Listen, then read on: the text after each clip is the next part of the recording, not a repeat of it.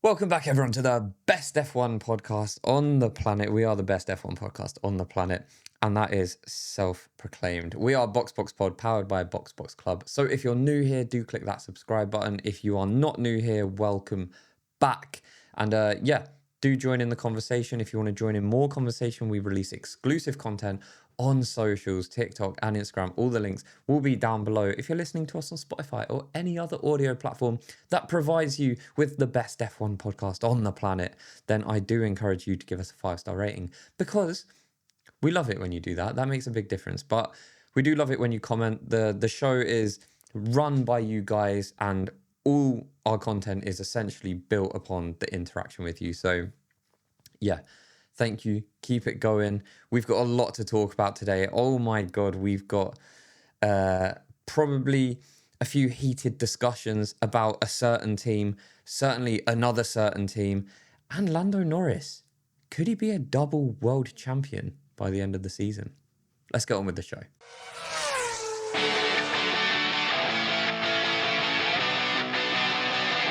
All right, guys, welcome along to a brand new podcast. Brand or new, whichever one you want. I'm still going to go. I still haven't decided because if you've listened to the last couple of episodes, Luke took the mick out of me because I start off by saying brand new episode. The issue is, I don't know what the issue is, but now I've got a bit of a complex because I'm now going, do I say new? Do I say brand new? I don't know, but I can't change it. So here we are, brand new episode. But you've given me a gift. Here we go. You've given me a gift, because now I no longer need to take the mick out of that. I can take the piss out of the fact that you've lost a bet or something, and you've had to turn yourself into a 1980s porn star, I believe, because you've got this big mustache. I'm not sure what's going on there. Was it an accident? Was it a bet that you lost?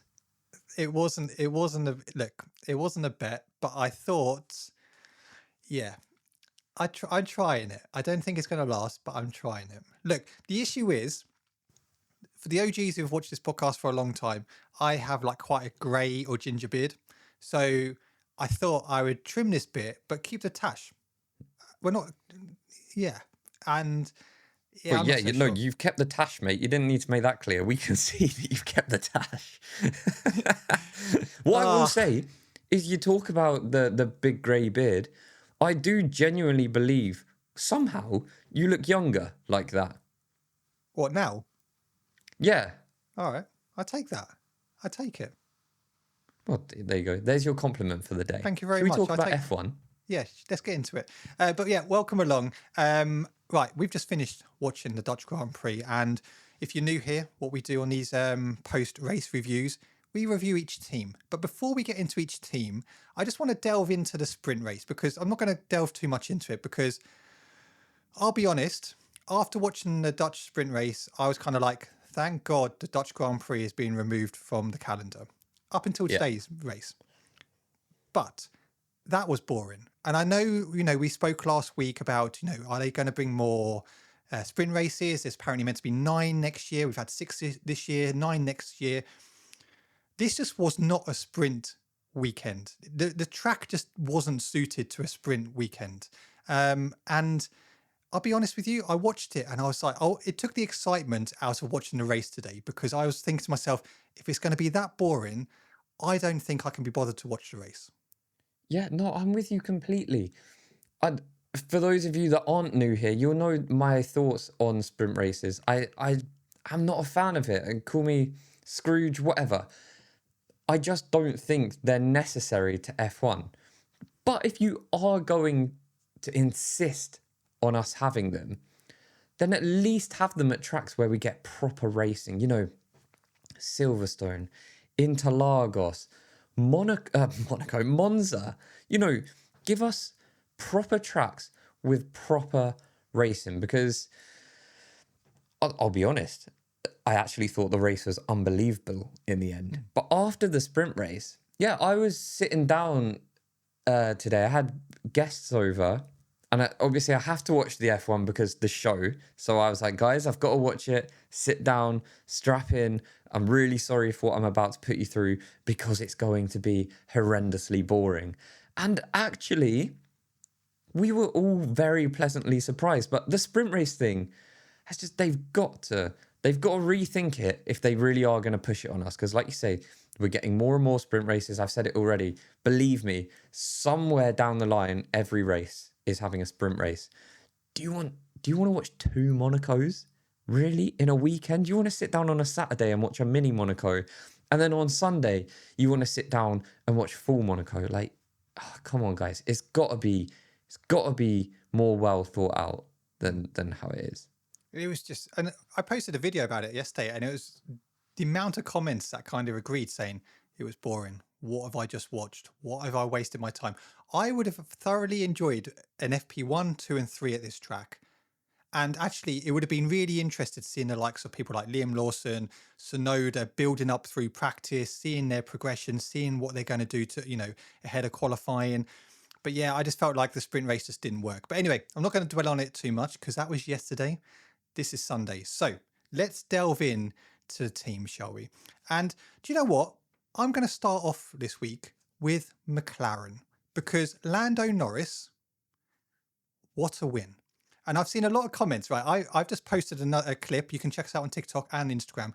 And I posted a clip on there saying, I didn't actually expect McLaren to win today. I just didn't. After the comments that Lando Norris made after qualifying, he was very much kind of, we're quick in, certain sectors, but ultimately we're lacking pace. And I was thinking to myself, perhaps he's actually they're not in contention for the win. Oh, I was wrong. That was a superb performance today from Lando Norris. That was a drive of a champion. It really was. And like you said at the beginning of this podcast, Luke, he is in contention for getting his 2nd world championship with performances like that. Yeah, for me, the championship is still too close. Don't write anyone off because we've seen how quickly things can change. McLaren couldn't even get their cars started for the first 2 races. Okay, well, granted, Australia, Oscar Piastri kind of binned it on the formation lap, but the second race, they weren't there. So you said earlier in the season, I'm not worried about McLaren. McLaren are a team that have proven they can turn things around. And they've gone and done it again. But not only that, I think in previous years, we've doubted Lando. And that's fine. Look, it's all an opinion. Some people rate race drivers more than others. It's all an opinion game. Now I look at McLaren and I think, if you've got the team to turn the car around, we know you've got the driver to go on and win. Because Lando is, to me, Lando for this second part of the season, or the second half of the season that we've already had, is looking in his best form. He's looking really good and scarily quick today. He was keeping pace with Kimi when he was in front. And then when Lando eventually was leading and Kimi had pitted, that gap was not being closed by Kimi on those fresh tyres. Lando was supreme today. And don't write him off. That 2nd world championship is there somewhere in the distance. This season, it is up for grabs. It was just a great performance. That overtake on Kimi, what was into turn 1 was just a great overtake. It really was. And Lando Norris just seems to be driving, and we touched on this a few weeks ago. Lando Norris is just driving with freedom. Like you do not see pressure on this guy. He won his world championship. That was the thing. That was the thing that people said he couldn't do it. Me being one of them. I've apologized on this podcast. I got it wrong. He's a world champion now, and you can really see now he's been given a car from McLaren. Like, he's just driving with confidence.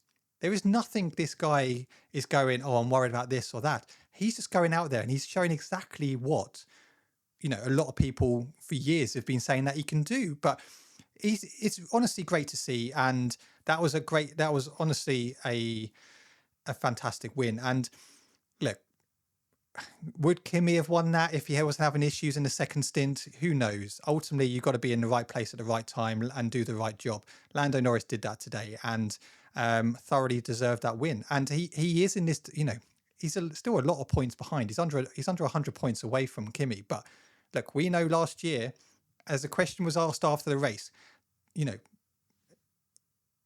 points Max Verstappen was behind Lando Norris or Oscar Piastri this time last year.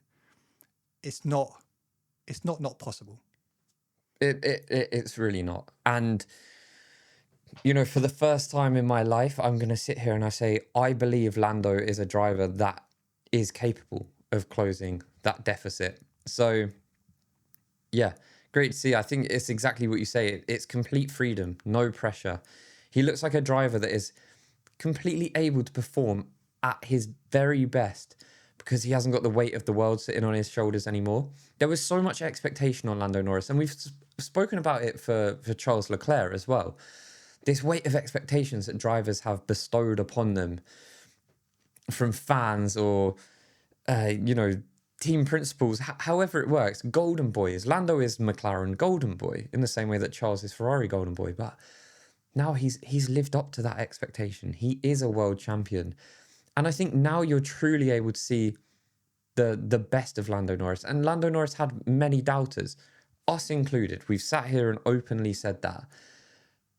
But now he's turning doubters into believers. But this is exactly, obviously, Zak Brown knew exactly what he was getting involved with Lando Norris. He believed in him. He's obviously seen things which, obviously, us people at home, and that's why he gets paid the big bucks to do that. Because many times we question, actually, is he the right driver to lead this team? Is Oscar Piastri coming in and now actually he's going to take over?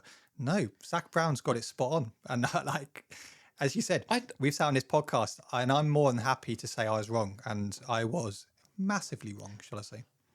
I do want to talk about Oscar Piastri because I think there's something, maybe it's the opposite effect to what Lando has had. Oscar is just not there. He's not where he should be, or where I believe he actually is.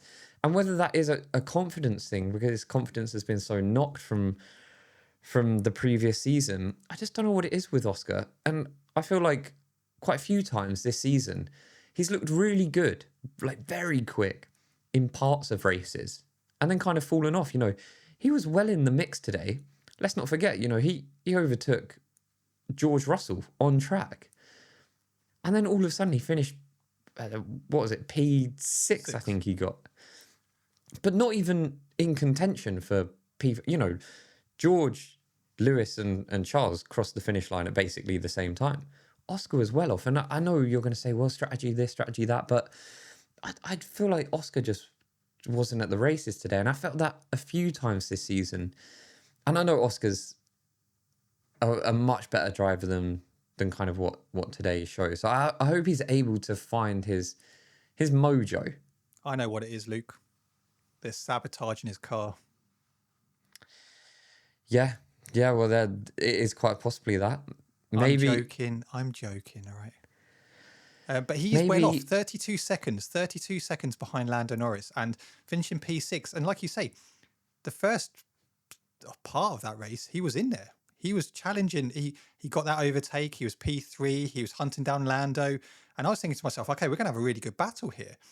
And all of a sudden, after the first lot of pit stops, or after the red flag, or the pit stops after that, they put him onto hard tyres, and he was like completely nowhere. He just completely went off. Yeah, it was very strange. It was weird because he's in the same car as Lando. So I don't know. Yeah, Oscar's got a little bit of soul searching to do probably. But Lando Norris, what a win! And you know, for the second race in a row, we're saying, yeah, you can see the world champion there.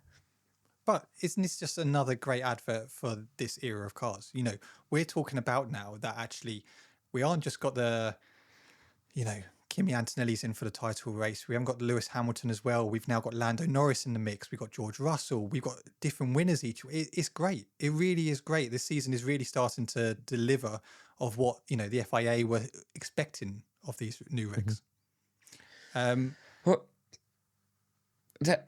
Look, just speaking of that, because you talk about world championship contenders, and I know you're probably sitting there with an order of the teams that we're going to go through and how we're going to do it, but I've got to talk about Ferrari because I am at the end of my flipping tether with these guys. What are they playing at? You have a 7-time world champion in your team who knows how to ruthlessly, relentlessly win championships. You haven't won one since 2007. And you've called him in to get you to where you need to be. We all know that.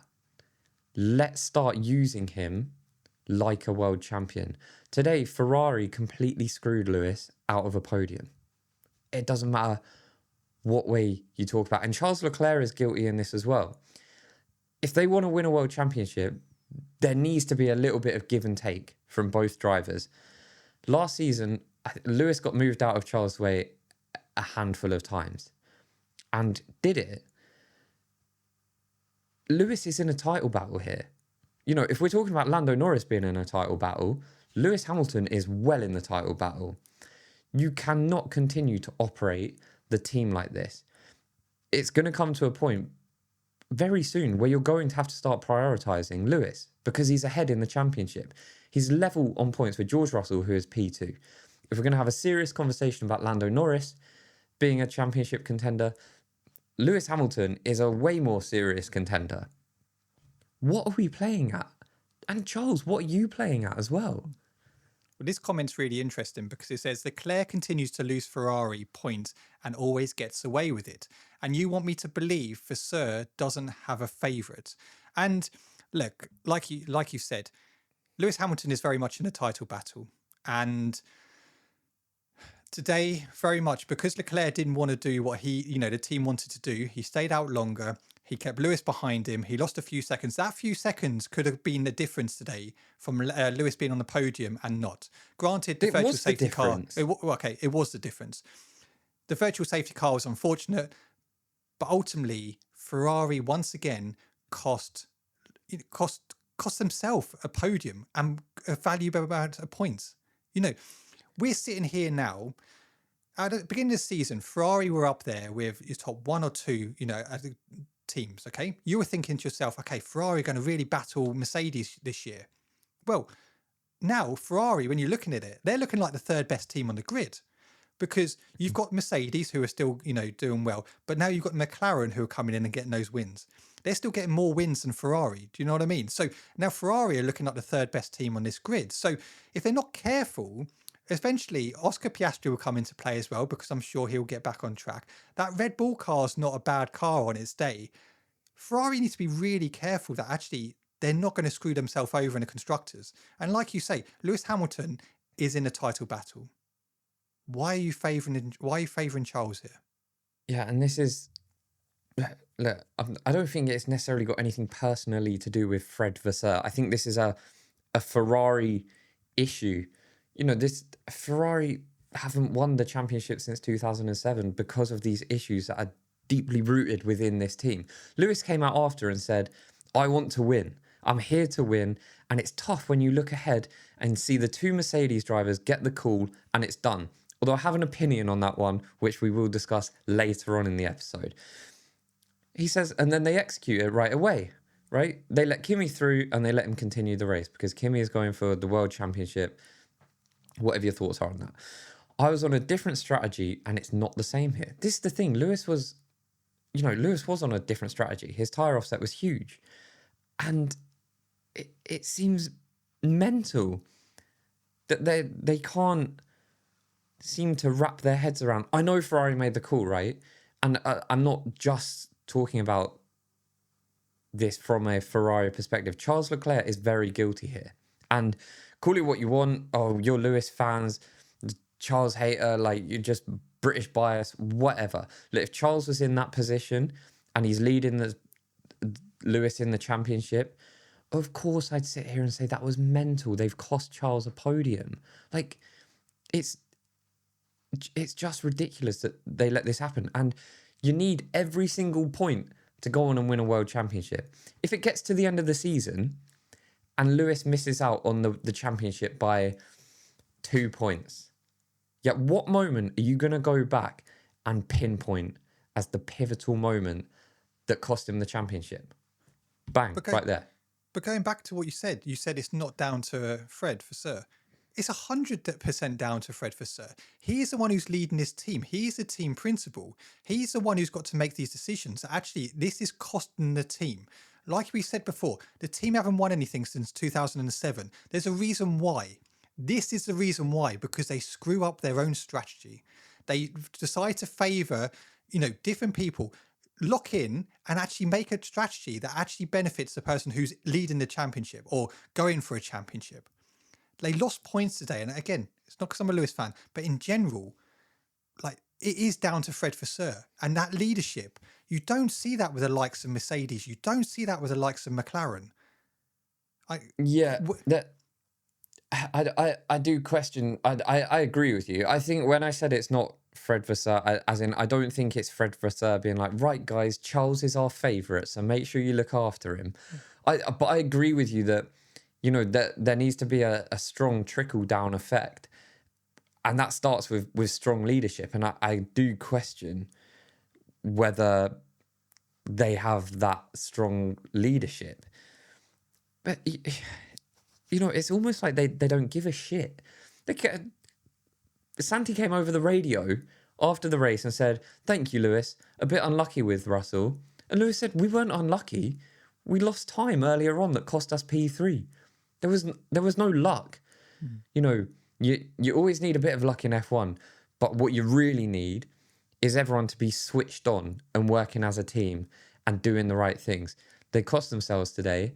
I think they can walk away from this weekend with their heads hanging because they've messed up their weekend. Once again, we're sitting here talking about Ferrari pissing a result up the wall. Who'd have thought? But also going back to Charles, okay, did you see where was that lunge in that the second to last lap? Yeah, like he almost what went are we into gonna... the back of Lewis. Let's just have a double DNF, lads. Last lap. I want P4 so bad. Let's just have a double DNF. Oh my guys, come on. You have to see this. If you're a Ferrari fan or whatever, you've got to surely see this from the perspective of a rational person and think, what happened today was crazy. Absolutely crazy. I am going to defend Leclerc a bit here, okay? However much I don't agree with that lunge in the second to last lap on Lewis, which could have got a double DNF, okay, or him not ignoring the pit call to come in and stay out longer, which ultimately cost Lewis getting a podium. We have said many times, and you see a lot of comments about Charles Leclerc, that actually he's not aggressive enough. He's not assertive enough in his decision making. And actually, I rate it a bit from Charles that actually he's going, no, this is what we're going to be doing. This is what I need to do to get that result. But don't do it against your own team. Do you know what I mean? Do it against drivers who actually go in for race wins and stuff. You're going to screw your team over. So what does that say about you if you're only going to bring that out when it's up against your teammate? Oh, no, I need to win in the head-to-head battle. What? Come on, guys, let's go for a championship here.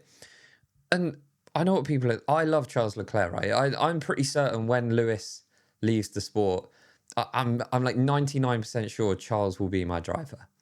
Okay, that I've always liked him as soon as he's, been in the sport. I've always been a Charles fan. But I do think it's traits like this that are going to cost Ferrari. You have to, if you've got the 7-time world champion in, you have to follow that path. And that's just the way the cookie crumbles. Do let us know. Do drop a comment. This final comment, Luke, I want to ask. Sorry. Is this about Ferrari?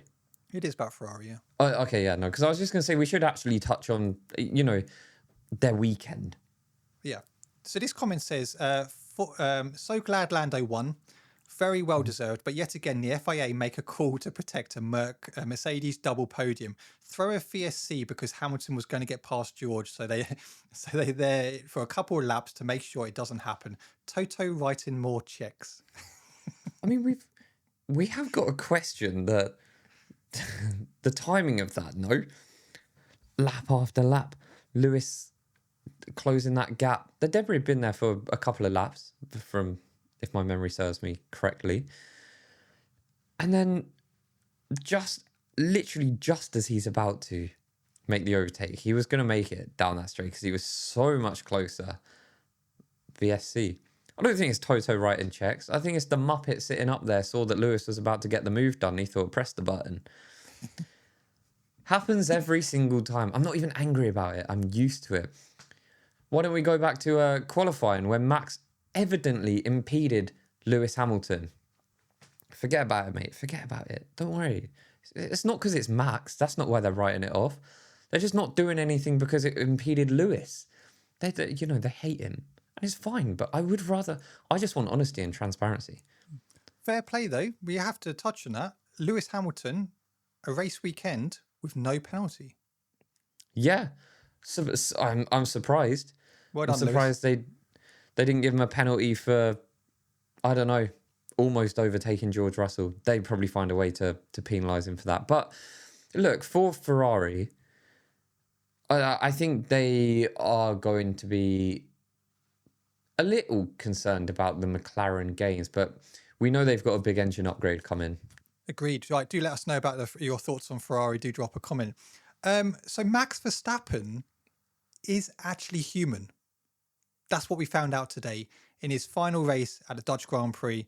Not he only completed one lap, and Well, I mean, we've seen Max be a human probably the most times ever this season. I mean, that's what, the third or fourth time Max has crashed this season? No. That was due to the rear wing. Don't start giving me that, Luke. No, look, okay. I know Max, the rear wing has obviously not been closing, but I'm just saying it's strange. We've seen Max crash a lot this season, and it's not really something you associate with Max Verstappen. Normally you associate him crashing into people, not just crashing. But look, it was a shame to see. Did I say that with a straight face? No, you didn't, mate. No, you didn't. Oh, fuck. No, it was a... Say it again. Hang on. Say it again. Okay. Start that over. All right, go. It was a shame to... I'm doing it again, aren't I? I'm smiling. No, it was. Honestly, that was a big smash, and the aftermath of that could have been horrific. Oh, yeah. I think all of those drivers, their reactions, and a real scary smash as well. You know, it was just the back end going like that, and yeah, I'm sure Max will be thinking. I mean, it was a driver error. Let's be honest, but a very difficult one to anticipate. And it's a shame that Max didn't get to finish the final race in front of the Dutch fans. You know, they come out in such good numbers. They support him all across the world. I mean, got a greatest fan base for sure. And then that happens. But I'm not sure he's going to be too disappointed after signing his €100 million contract. I think he'll be just fine. Yeah. Let's talk about Liam Lawson. Yes. Liam Lawson this weekend. What a performance! Because look, this was a tough weekend. We discussed last week, or actually on Thursday, about what does this mean for Liam Lawson coming in. You know, what does he need to do to improve? In all honesty, I think he maximised everything he could out of that car today, finishing P7. I don't think Isaac Hadjar would have done a better job, in all honesty. I think the other drivers in front of him would have finished ahead of him anyway, likes of Oscar, Leclerc, Hamilton, and Mercedes and Lando. So I think Liam Lawson maximised everything out of that car today. It was a great performance. He wasn't too far off Max in qualifying or in the sprint. So I think he did a fantastic job. Yeah. Under the circumstances, definitely. You know, it's tough coming in and having to switch for a team like that, race a completely new car, but also the trauma that is associated with Liam and Red Bull. It must have been a really difficult mental battle, and I think he did exceptionally. Everyone in the paddock is saying, yeah, we expect Isaac to be back in Monza. I have a feeling that is just not the case. He's walking around with like a thing on his wrist. I'd be surprised. I mean, everything about the injury is very wishy-washy. We haven't had any clear... Well, some people were saying it was a fracture. So, yeah, it's just very, very strange. Oh, yeah, very strange. Oh, in that case, yeah, he'll be back next week, of course. You know, I think it's yeah, it's all it's been kept under the rug a little bit, and I don't know why. So I am half expecting Liam Lawson to be there next week, and I'm actually really excited to see what he's able to do with another week in that Red Bull if he gets it. But yeah, Yeah. a really good weekend for him. I agree with you. He did the best with that car. He did exactly probably what he was expected to do, and he was close to Max. I I I think you can't really ask for more than that. No, agree. Let's talk about one driver who actually almost wasn't in the Grand Prix after lap one, and that was Nico Hulkenberg. Finishing P8 today. Look, the reflexes of that man, fair play, because Bortoleto spun in front of him. There was literally thick smoke. You couldn't see it, and Nico somehow missed that. I do not know how he did that, but fair play. And he went on and did a great performance day, finishing P8, 4 points for Audi. He was great, wasn't he? Yeah, that again was one of the craziest things I've seen. It's another testament how skilled these drivers are. That the reaction time was beyond belief. It was like something out of a Marvel movie. Like the speed was just insane, and that could have been really, really nasty. I mean, we're talking inches away from a potentially life-changing crash for Bortoleto. Okay, So answer me this one. Okay, yeah. the Nico Hulkenberg dodge today out of Mhm. Bortoleto, or Isaac Hadjar in the Monaco tunnel in F2. Isaac Hadjar's was that was sensational, but I think Mate, this one, they're not even close. Hulkenberg's was good. Don't get me wrong, but that miss in the no, tunnel I is disagree. unbelievable. I think this Hulkenberg one is even more impressive. He he had a No, smoke screen up in front of him, so his wasn't even a case of he had to instinctively react. I just no, I the Hulk one, it was pure chaos. It was damp.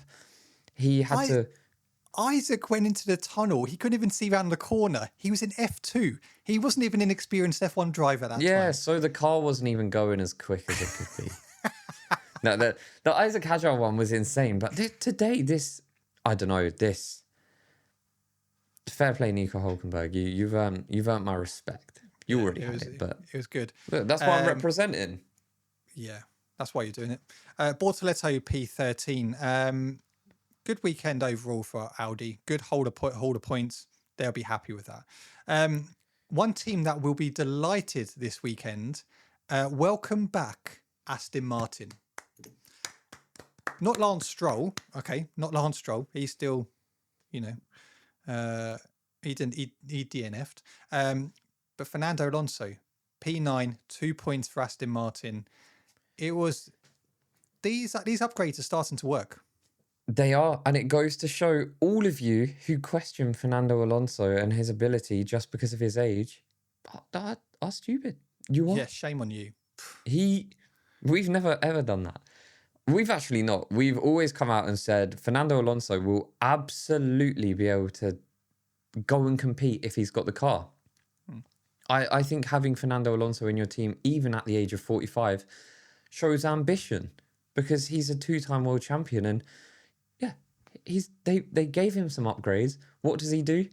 Goes and gets points, right? That's exactly what you want from your driver. So it is working. I imagine they've got even more upgrades coming. I did think it was quite funny in the sprint race where they brought the upgrades and for some reason half the car wouldn't work, but they got it all sorted. It does seem like Adrian Newey is essentially a firefighter. He's constantly putting out little fires around Aston Martin, but they are reducing, and he is doing the job that I kind of think we expected. If Aston Martin started this season and they were, finishing P9, yeah, Lance Stroll. If Fernando Alonso was finishing P9, P8, I'd say that's probably exactly what they were anticipating at this stage.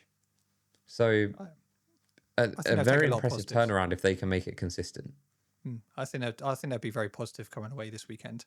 Let's touch on Mercedes, shall we? Kimi No, Antonelli let's not P2. touch on them. I've got some beef with this team.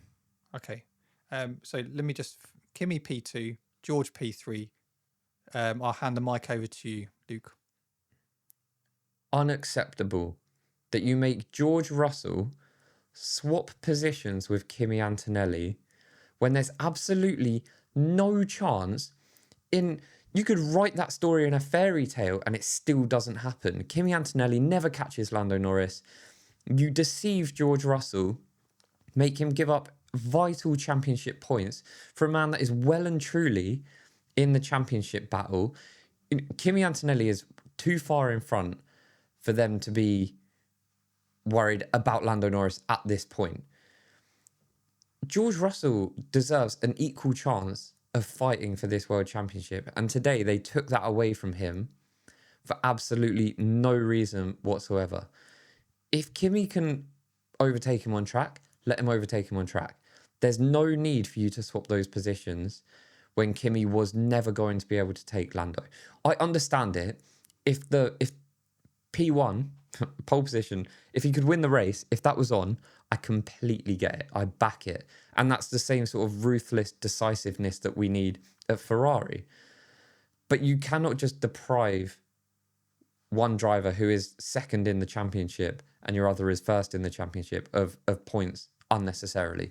That was just poor. You know, there was 6 laps to go, I think, when they did it. And he was 11 seconds behind Lando Norris. Not impressed. But they pitted Kimi, didn't they, during that virtual safety car? Yes. Well, Kimi's rear end was gone. He couldn't deal with it. It was clearly the conditions were very slippery, whether that's just the track or it's how the tires were behaving around there. And Lando Norris thrived in that, and Kimi Antonelli was not thriving in that. So they brought him in to pit him, presumably thinking that they could claw that deficit back.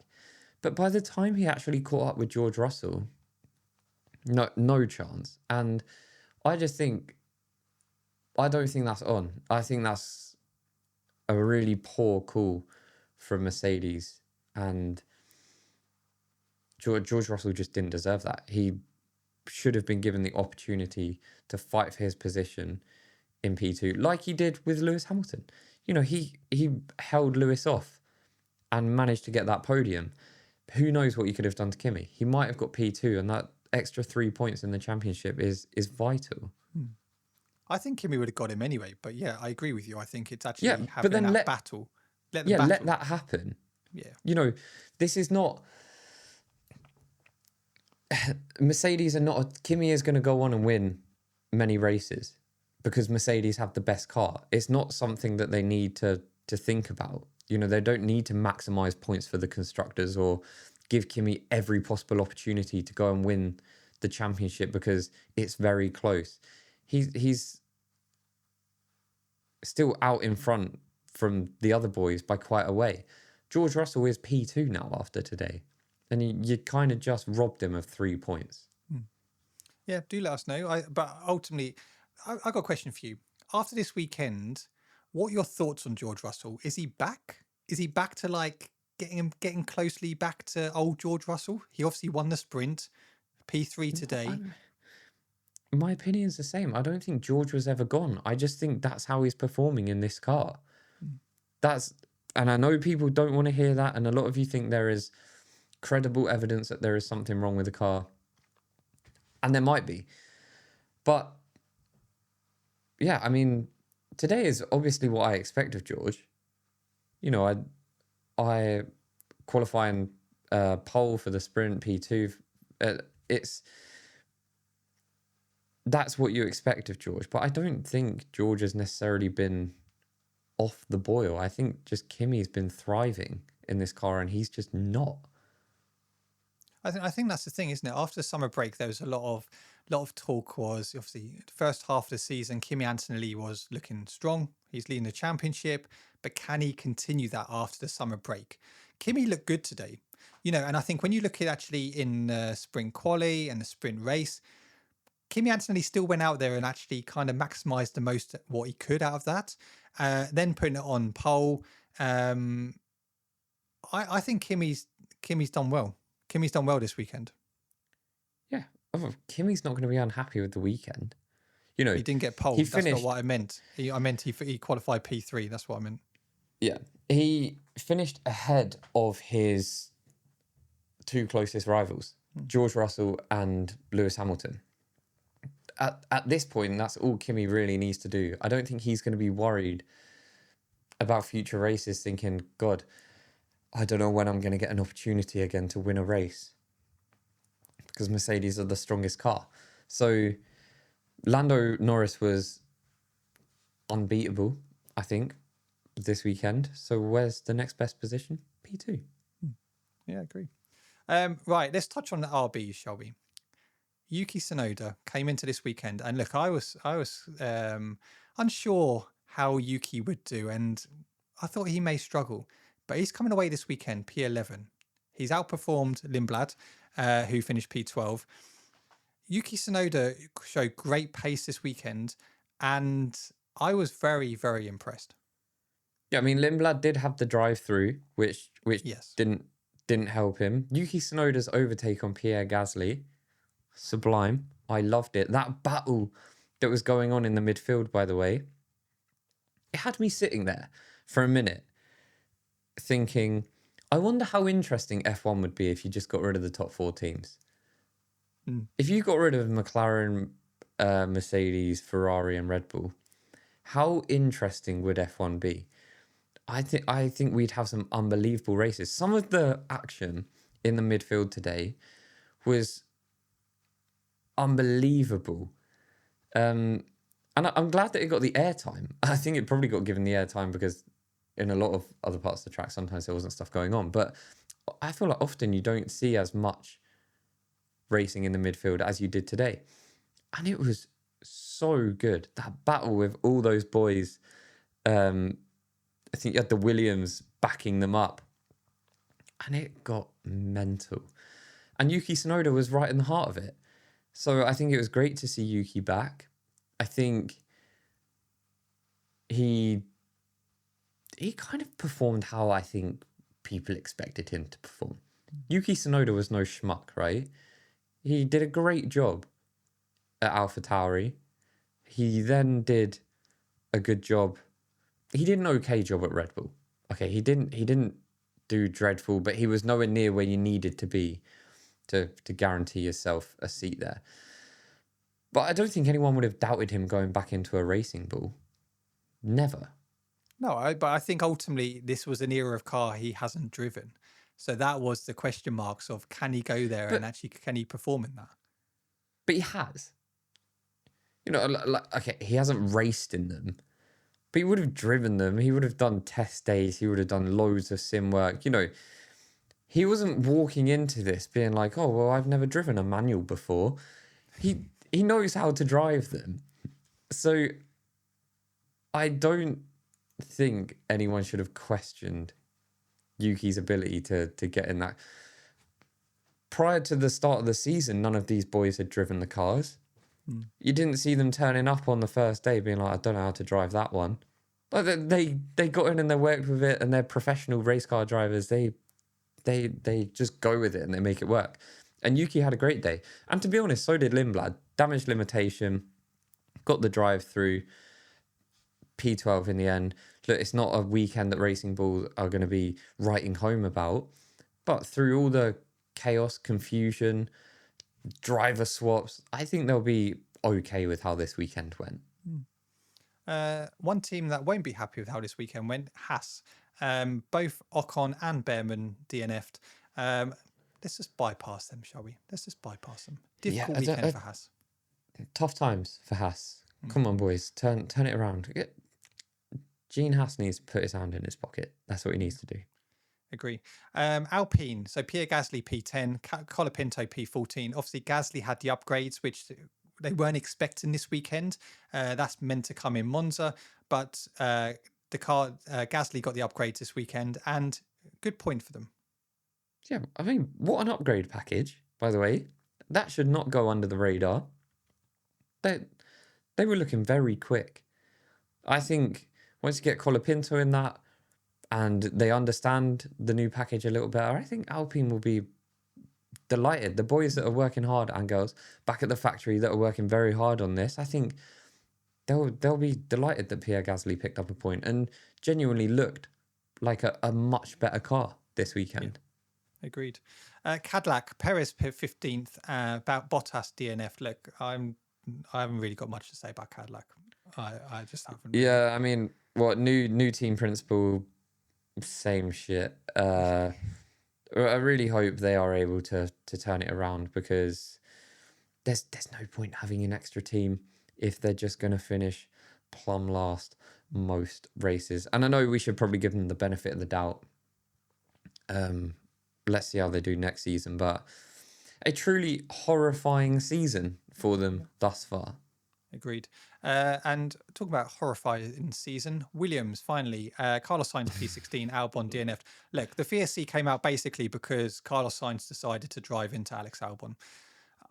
Look, you're driving at the back. Why are you getting into team battles? It doesn't make any sense. Carlos Sainz and Alex Albon obviously signed new contracts this weekend coming into it. Look, I don't know if you saw the piece before. Carlos Sainz said, look, when things get tough, I'm not just going to walk away from it. Instead, I'm just going to drive into my teammate. Yeah, well, it was just unbelievably stupid. I think to do that to a team like Williams, who we know are not one of the wealthiest teams, right? They've just given you £30 million a year or whatever it is they've put Carlos on. The last thing they need is you smashing their car up. Not just one of them, both of them, because you drive into your teammate as well. I don't even know what it was, like P14 or something. Bear in mind, we had like 6 DNFs or whatever at this point anyway. It was the most unnecessary thing. And it just, to me, it just shows ego. It's that situation of, oh, well, let me just finish ahead of my teammate. That's not what you need. That's not what your team need. That's not what the guys and girls at the factory who are working so hard on your car need. And still, you just went and did it anyway. So, yeah, silly from Carlos Sainz. He's better than that. I know he's better than that. Probably still driving with frustration. Hell, it must be awful having to whiz around the track in that terrible little car. But don't add fuel to the fire when there's no need to. Exactly. Right, this is how the driver standings finish after today's race. Kimi Antonelli on 242 points. George Russell goes up into P2, 183. Lewis Hamilton is also on 183, but he drops down to P3. Lando Norris, after today's win, goes into P4 on 159 points. Leclerc, P5 with 155. And then you're down to Max Verstappen in 6th, Oscar Piastri 7th. Interestingly, Hadjar is still P8 and Lawson is up into P9 with 49 points. The constructors, so Mercedes is still leading the way with 425 points. Ferrari 338. McLaren are P3, but RBs still remain P5. Alpine P6, and Aston Martin now have 3 points. Cracking day. That is mighty impressive. It's very impressive. Look, this season, we genuinely have a very exciting championship battle on our hands. Okay, Kimi Antonelli, I know is 60 points clear of Lewis and George, but we know how things can turn around. We know that Mercedes have the reliability issue.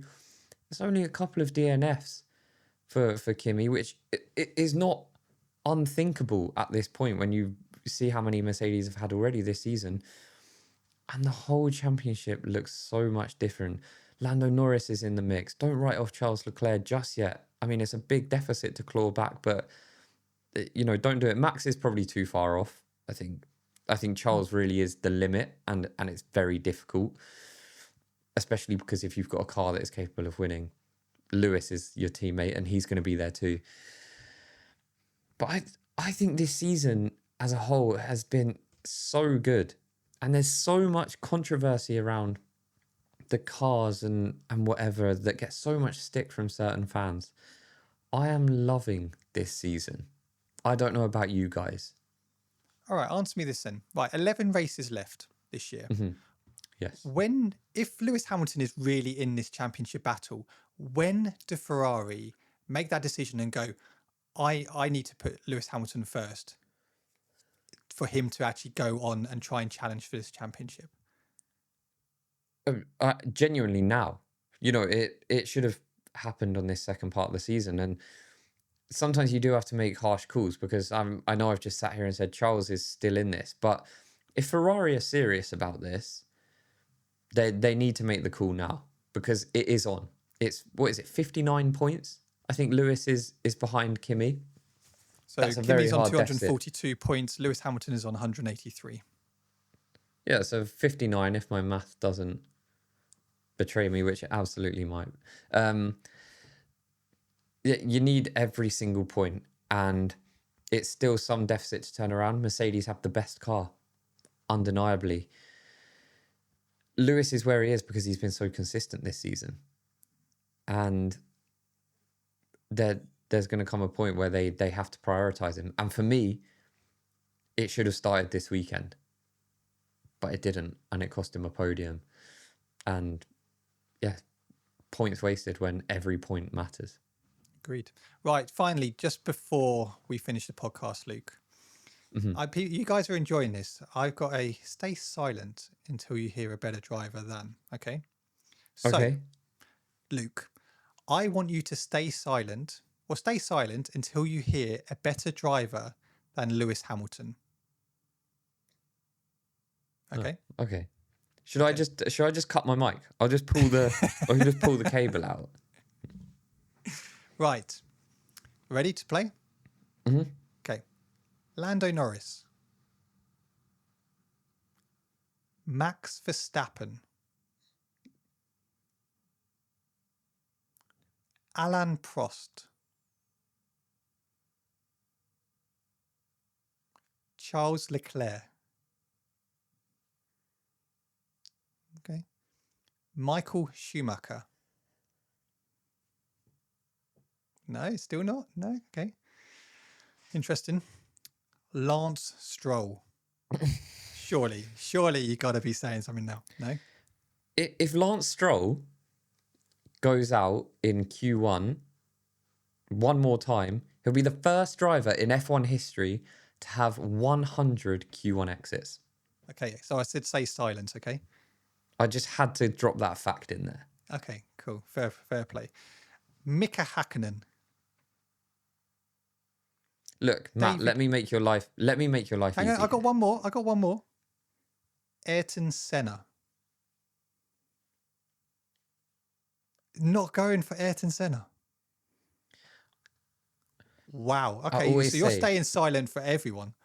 The best driver or the greatest driver of all time ultimately comes down to a personal opinion. And I think personal opinion or whatever, you can only pull that opinion from a very select few drivers. And you said all of them in there.